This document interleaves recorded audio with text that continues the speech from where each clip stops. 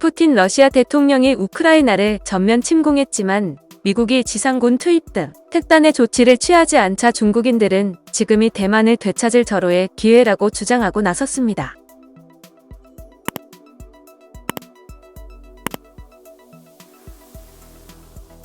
중국 웨이보에는 미국은 푸틴이 러시아를 침공해도 경제 제재만 남발할 뿐 특별한 조치를 취하지 못하고 있다.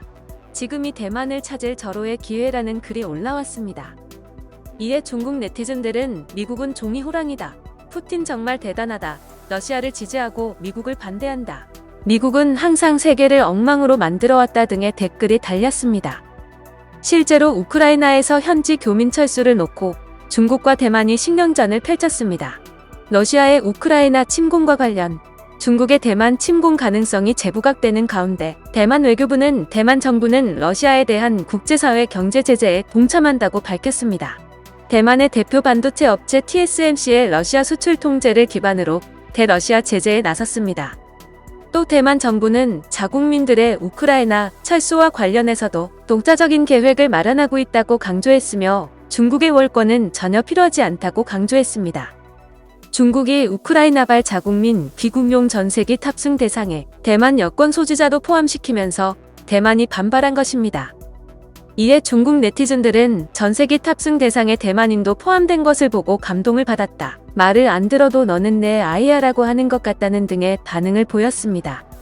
중국과 대만의 신경전에는 러시아의 우크라이나 침공이 중국의 대만 침공을 자극할 수 있다는 우려가 깔려 있습니다. 중국 환구시보는 25일 미국에 버림받을 수 있다는 두려움이 민진당을 괴롭히고 있다는 제목의 사설을 통해 대만을 향해 미국이 도와줄 것이라는 오판을 하지 말라며 민진당과 대만의 민심 분리를 겨냥한 여론전을 펼쳤습니다.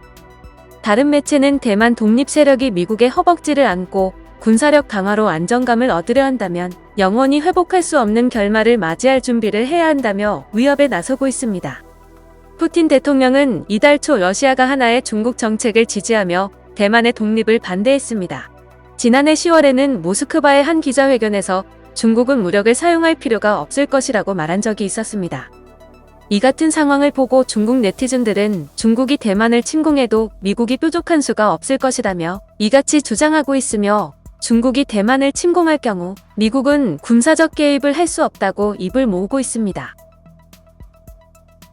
영상을 시청해주셔서 감사합니다. 여러분의 좋아요, 구독은 큰 힘이 됩니다. 지금까지 뉴스킹이었습니다.